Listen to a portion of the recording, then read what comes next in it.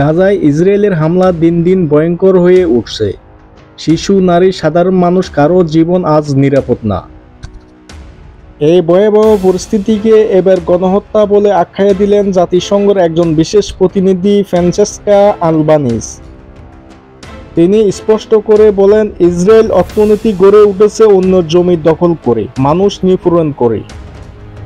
তিনি বলেন, এখন সময় এসেছে বিশ্বের প্রতিটি দেশ যেন ইসরায়েলের সঙ্গে সব ধরনের সম্পর্ক পর্যালোচনা করে বন্ধ করে দেয়। শুধু সরকার নয়, বেসরকারি ক্ষেত্র যেসব কোম্পানি ইসরায়েলের সঙ্গে ব্যবসা করছে সেগুলোকে এই সম্পর্ক ভাঙার আহ্বান জানান তিনি। এই বক্তব্য তিনি দেন কলম্বিয়া ও দক্ষিণ আফ্রিকার যৌথ আয়োজনে একটি বড় সম্মেলনে।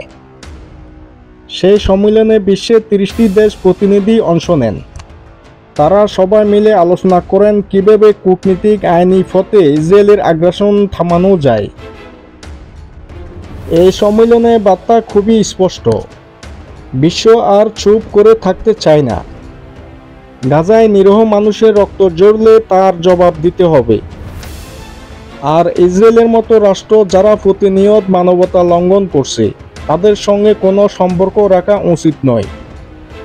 ফ্রান্সেস্কা আলবানিজের এই সাহসী বক্তব্য এখন বিশ্বে অনেক দেশের মধ্যে আলোড়ন তুলেছে। নিউজ ডেস্ক, আন্তর্জাতিক দুনিয়া।